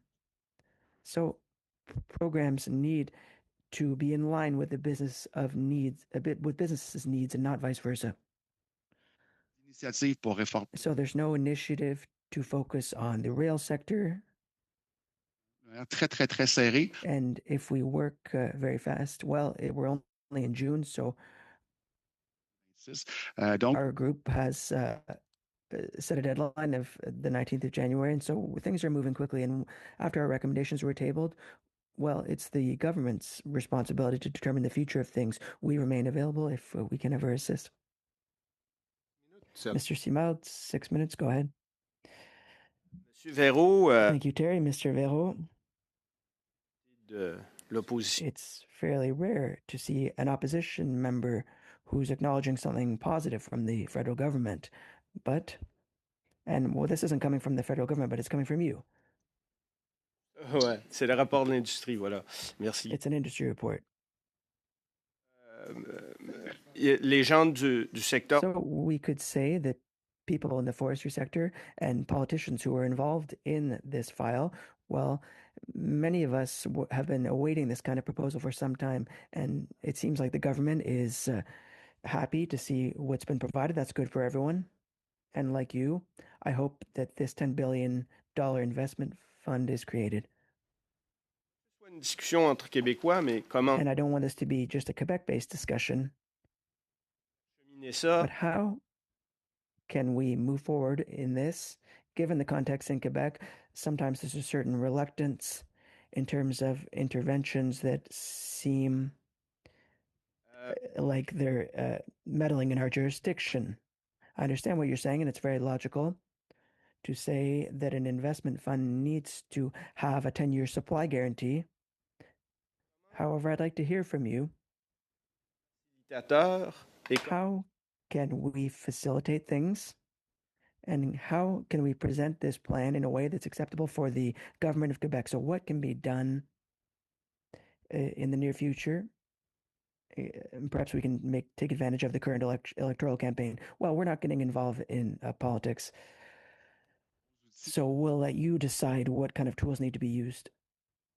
Nevertheless, we are aware of this, and so our approach needs to be consistent in terms of our approach with respect to business, and also needs to be constructive. So we recommended a number of financial tools. For example, with respect to the governance of the forestry sector, there are some, we would like to make certain amounts available to jurisdictions who are interested in trying new things. So it's a carrot-based approach, not a stick-based approach. So in terms of workforce, in our recommendations, we wanted to be aware of the importance of partnerships and collaboration to respect FPT agreements. So there are about 30 things that we recommend in the report.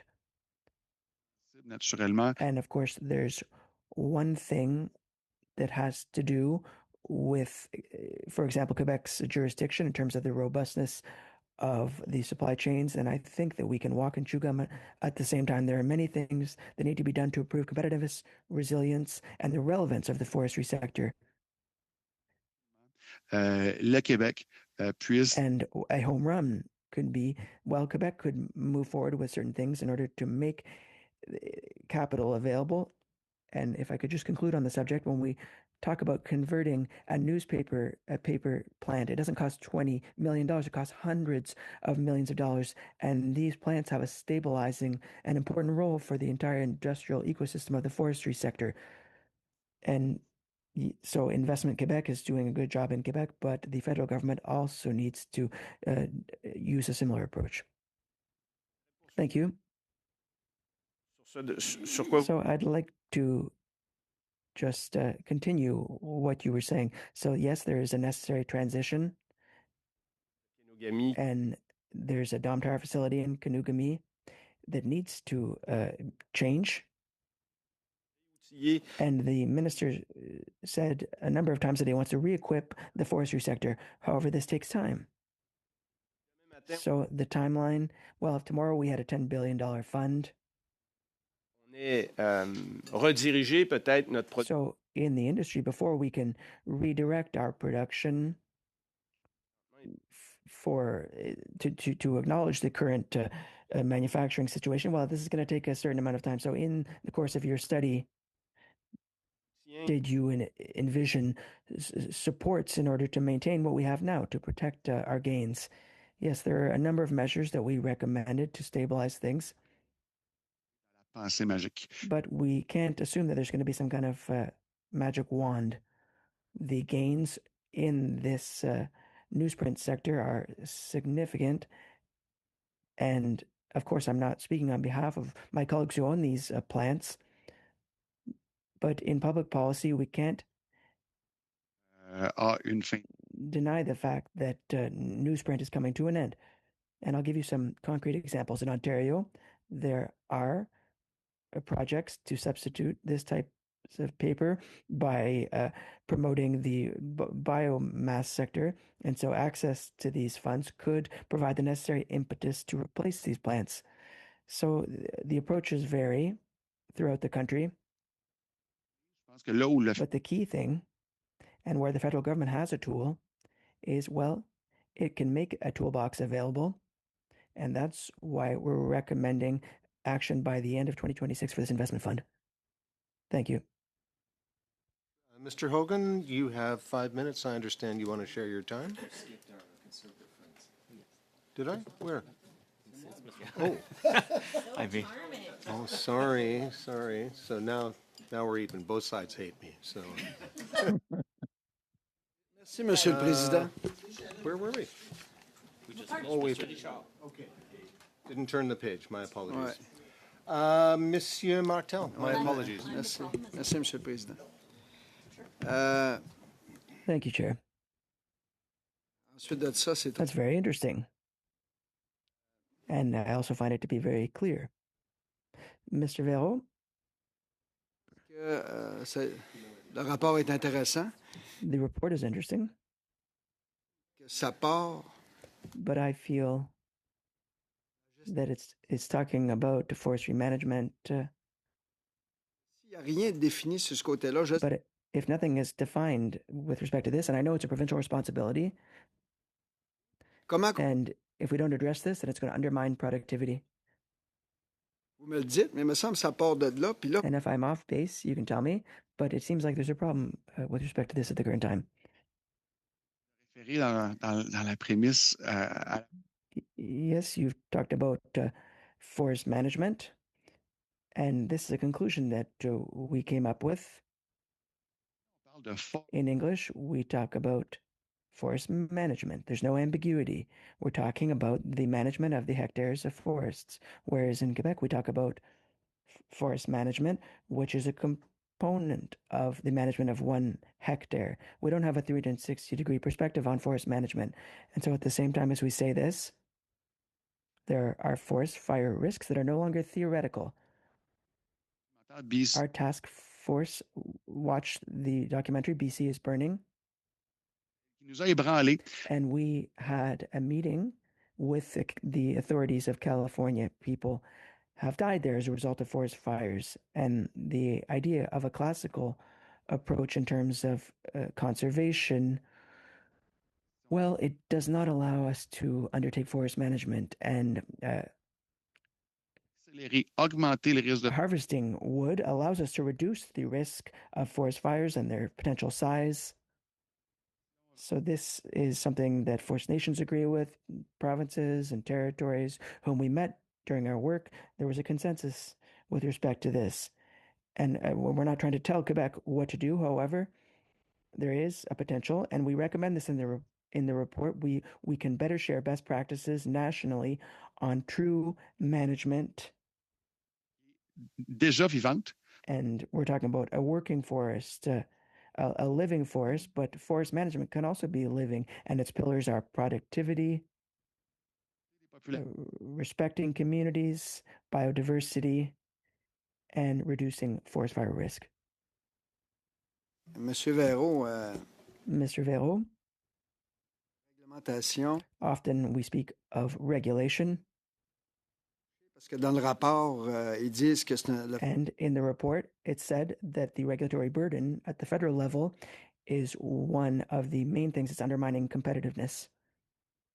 So how can we move forward without changing everything? How can we improve things? We're constantly saying that nothing is changing in terms of regulation. So to what extent are these delays and this overlap? How are these things increasing your costs? tout ça. Alors, je n'ai pas apporté de la main l'estimation chiffrée. Well, I did not mention any specific estimates, but during our report, we took stock of components of the regulatory system which seemed to us to be low-hanging fruit. And so, thanks to the powers that were provided to us by Minister Hodgson, well, then we have the ability to act. And this does not in any way compromise the framework or the formalization of forestry practices. So Europeans are getting involved. You mentioned the US, Canada, and that in North America, we were almost the only ones, but then the Europeans came on the scene. So the report compares Canada with Finland. So in your opinion, what are the main gaps in terms of public policy between Canada and Quebec and the Scandinavian countries? Essentiellement trois. Well, there are essentially three: the stability of access to feedstock, Et les capitaux naturels. and of course, capital needs these things in order to take advantage of bioenergy resources. There's also the production of forestry territory, and there's an important thing that needs to be taken into consideration. 80% of forests in Finland is planted. And so with this 80% threshold, it's no longer a forestry ecosystem, it's more agriculture. And so what we're recommending is that we go from 5% of forests that are currently planted to 10%. So we would maintain a reasonable threshold, do not compromise biodiversity, but we would nonetheless double wood production. And so that's the second point. And the third point has to do with a forestry culture where the Finns understand what it means, what happens throughout the whole process, and Canada can do the same. And finally, over to you, Mr. Hogan. Okay, well, thank you, Chair. Thank you to both of you. It's great to see you both. I'm only going to hold this floor for a few seconds, but I did want to take the time to express my sincere gratitude for your work and the work of the task force, and to say for the benefit of my colleagues at the meeting of Canadian Forest Ministers 2 weeks ago, there was across provinces, across political stripes, just very positive reception and great appreciation for your work. The forest sector and communities and workers that rely on it are core to our Canadian identity. They all need us. And in that spirit, I would like to share my time with a passionate advocate for forest communities. I give my time to my colleague from Courtenay, Alberni, Gord Johns. You have 4 minutes and 30 seconds. Mr. Johns, welcome to the committee. Thank you, Mr. Chair. And I want to thank the Parliamentary Secretary, Mr. Hogan, for giving me this time and this opportunity. Look, I was just at the All-Party Forestry Caucus this morning, and it was great to see all of us working collectively. This shouldn't be a partisan issue, but there's some needs that need to happen and some issues that can be rectified. And, you know, we heard from the Forest Products Association of Canada that they talked about, obviously, the uncertainty that the U.S. tariffs and trade disputes are causing on the forest sector. But they did highlight that Canada should be, you know, putting more emphasis on creating domestic demand for Canadian wood products rather than relying so heavily on export markets. And I shared a story about IGV Modular Housing in my riding. And they're a company that we're so proud of. They got Pacific Can funding. They're ready to go, but they're running into problems that CMHC can't finance off-site modular housing. However, Build Canada Home says you have to have modular housing. And this is the same minister. So the minister could direct CMHC to fix their financing allowability, but they haven't. And this is holding up projects that could use Canadian wood. And I'm going to go to, obviously, my fellow British Columbian. I'll go to Mr. Kolesnikov, if he can speak about how some of these gaps and barriers need to be addressed immediately and can help create jobs in our communities. Thank you for that. And that point was very much on a conversation that I just had recently. It is kind of a very tough thing to work through, because as much as we want to see modular building, and we've now transitioned into modular building, the financing of that is very difficult because the system does not allow. Generally, money is released upon certain levels of completion of a project, where modular is completed inside the factory. And so we do definitely need to get past that type of use. We also have a hang up on using modular. We've been working with the provincial government on many different projects and trying to convince them that we should be building schools, not just from modular, but from mass timber. They need to be repetitive. If we build them in a factory and you build them repetitively, we could save a lot of money. Recently, the Premier postponed or canceled those 5 assisted living homes because the cost per bed was so high. I truly believe that if we were given the opportunity as a mass timber supplier, that we could be able to save a lot of money on those types of things. So there's definitely a gap here. That you're touching on how important it is that we use Canadian wood. Yes. The Forest Sector Action Plan requires federal partnerships in key areas, as you know, to implement the strategy. We've heard from stakeholders that they need, we need to scale up regional forest manufacturing hubs and integrated value chains, that we need to accelerate investment in modernization, innovation, and value-added protection, that we need to obviously reduce regulatory friction and align policy frameworks with provinces, but also support workforce transition and community resilience. And think about the workers in Crofton and the need for bridge to retirement. Again, back to you, Mr. Kolesnikov, given, again, you're from my home province. Do you want to touch on some of those issues? You got about a minute left, so I want to give you my time. Yeah, I think at the end of the day, there's a real opportunity here for the forest industry. We're sitting at the cusp of being able to be very transformative.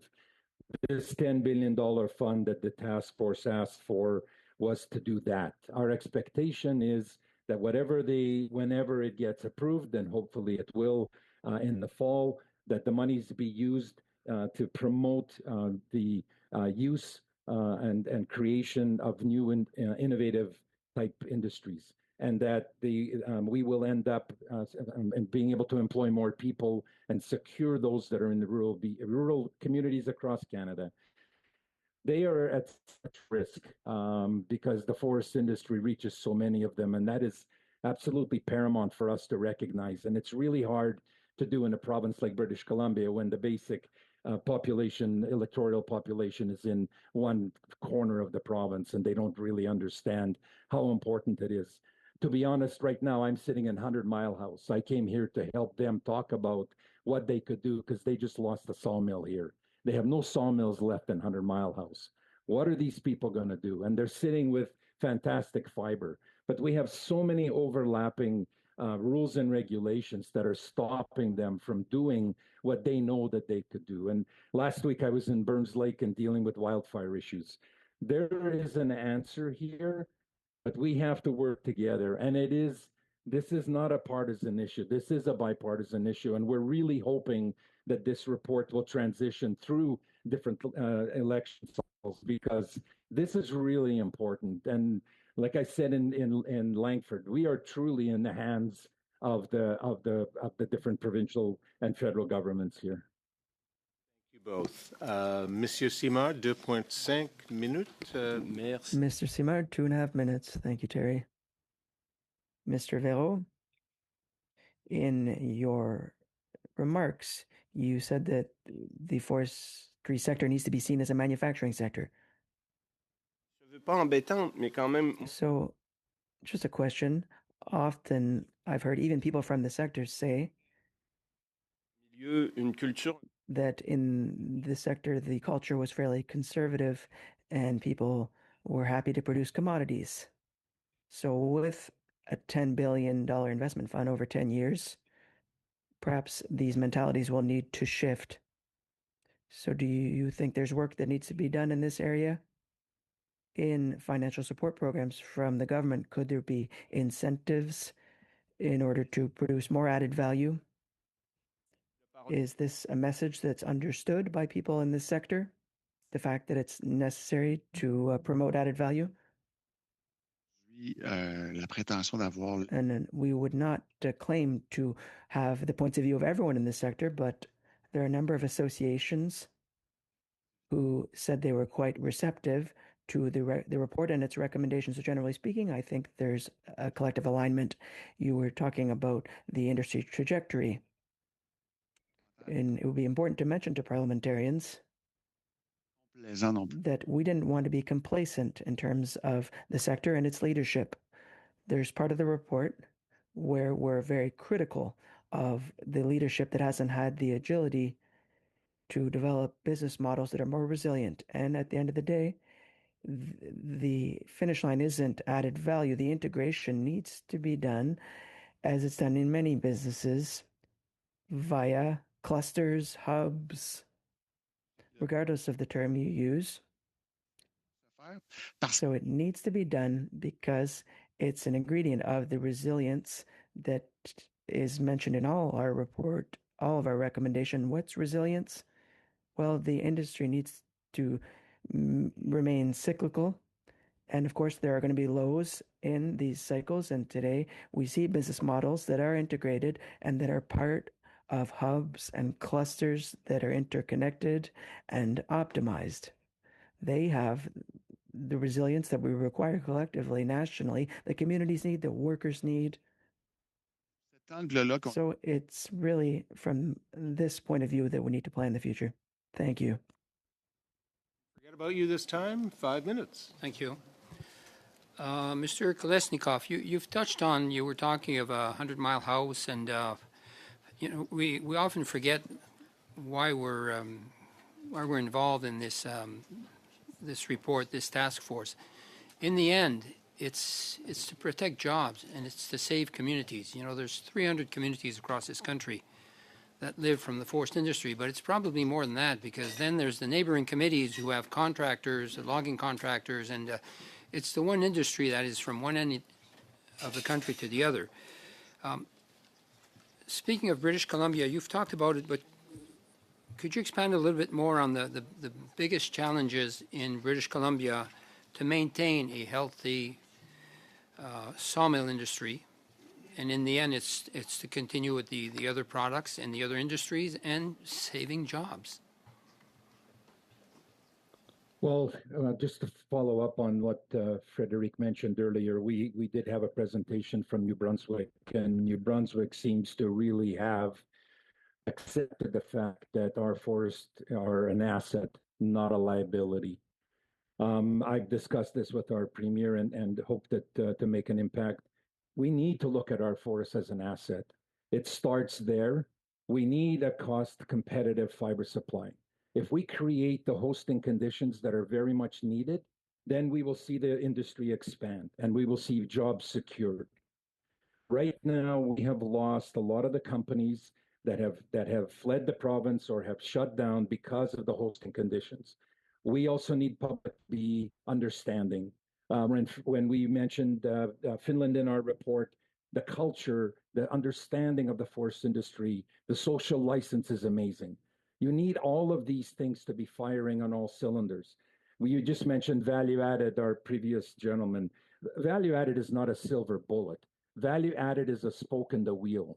We need to make all of the to make the wheel run smoothly. We need all the spokes in the wheel, and we just need to really create an environment that we are appreciating what the forest industry brings to this country, right across the country, as you said, and it'll create the jobs that we need and it'll secure the jobs that we need. But we need, like, at this point in time, if somebody doesn't know that they have a cost competitive fiber supply, whether you want to spend $1 million or $100 million, you can't do it because you don't know if you're going to have that supply. That will it'll secure the job communities in this country. Thank you. Monsieur Véro, in the report, there's an interesting section on the doubling our consumption of lumber, mass timber, OSB, MDF that we utilize in this country. Could you expand on that a little bit? Like, to us, it doesn't seem like a large amount of lumber, but the percent that it would take away from the U.S. markets and how critical that could be. It remains very, very significant. Every point of percentage of the sales we have in the U.S. that we can switch to Canadian market does make a difference in a market that relies on the balance between offer and demand of lumber across North America, which has been the case for decades now. As I said, every point of percentage makes a difference.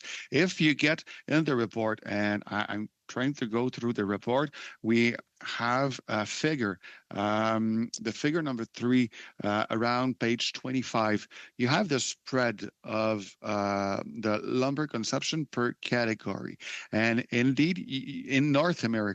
And you can see that compared to 2021, 2022, the step back of market is only of 3 to 4% now. So compared to that shortage period, which means every time we move a percentage, it has a huge impact on market viability, on the price of lumber.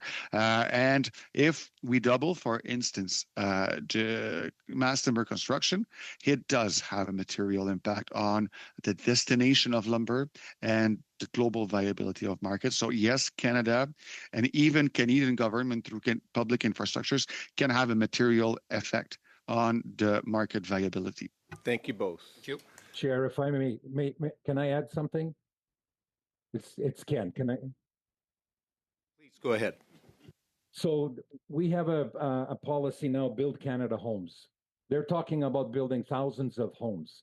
If we just built the homes that we need with the lumber that we have, what Frederick is talking about would be a huge impact on the reliance on the U.S. market, and we could change that. Never mind all of the buildings, whether mass timber or not, that we could be doing that are being built out of concrete currently. That's a huge piece that would help us.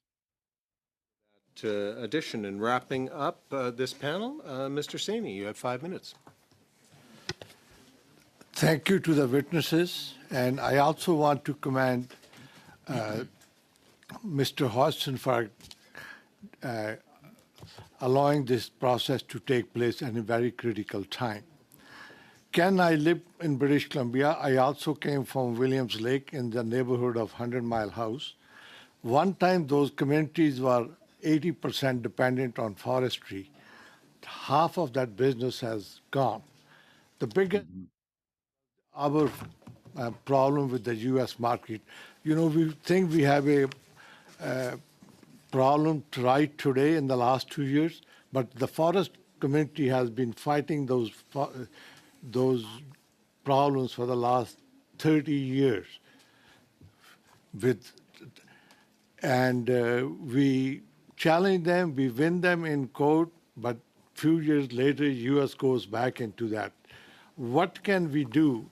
I don't think we can really get away from 100% away from U.S. market. U.S. will continue to be a major part of our economy. Yes, we can build in Canada, but we don't have enough capacity to use the forest that we have in Canada. I'd like to hear Ken and the other gentlemen, their view on those issues. So I can start. I think the task force specifically did not want to spend a lot of time on the softwood lumber issue because you say 30 years, the very first time this thing raised its head was in the early or late 1800s. I have a document. It's ridiculous. We continue to make policy based on what the Americans want. We need to do policy based on what Canada needs. I do not disagree. Divest ourselves completely from the U.S. market. The U.S. market is a huge market. It's right here. We need to look at it. We are already, as companies, always looking at external markets. So expanding the export market is possible, but we're already doing that. What we are not doing is focusing on Canada. There are so many things we could do in Canada. So as much as you're saying we can't use it all, I do not disagree, but we could use a significant amount more. And we could do so much more by focusing our forest industry the needs of the forest industry to what we need to have to make it stronger in Canada. Frederic, I'll pass it to you. Example of this, if wood doesn't increase its market share of the different construction material, but the targets we have with BCH, with Building Canada Homes, for instance, are achieved, only this fixes a quarter of our exports of lumber in the U.S. A quarter of our exports to the U.S. That's highly important. And in addition to this, we exported about 12 billion board feet of lumber a year ago, last year in the U.S. Well, the U.S. have a deficit of lumber that is higher than our total exports. So we often address the subject of the softwood lumber dispute based on our own emotions and our own impacts that we experience. But if we turn out to our client, the fact is that even at full capacity, American construction does need Canadian lumber. That is a fact. And even if they have fantastic development, which we wish them, fair enough, those are the numbers. And we have to keep them in mind to avoid going in a direction without being focused on those facts.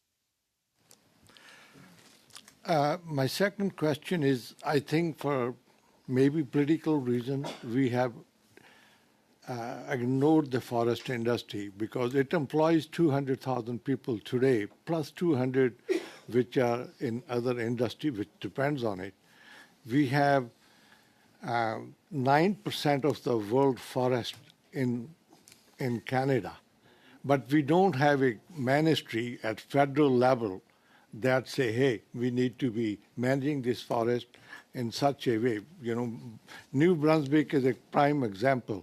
Why can't we have a ministry at the federal level say, hey, we need to follow these regulations, this is what's going to make it competitive, and that's what needs to be done.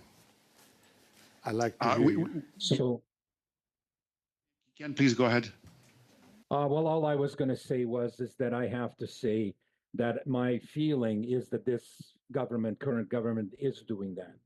The sense that we're getting from Minister Hodson through our work with Frederic and the task force, this is a priority for the federal government. And I think that's very important. Frederic. Maybe a last word to you, Mr. Burrow, a quick word. Steel and aluminum, forest sector generates more contribution to GDP. Automobile, forest sector generates more contribution to GDP than automobile across the country. And we submit, what we really focus in the report on GDP, and obsession of GDP. The numbers are clear, and based on the numbers, the path is straight ahead to have policies that fit this contribution. Nice way to end, Mr. Verreau, on the importance of the sector to Canada, to our economy. And colleagues, let me, on your behalf, thank our witnesses for appearing today, not only for appearing today, but for all their work on the task force. I can assure you that this will be a very important consideration in the final forestry report that we issue. And again, thank you for your service to our country. Colleagues, just a few things before we break, and we'll let our witnesses go. Thank you so much. Thank you very much.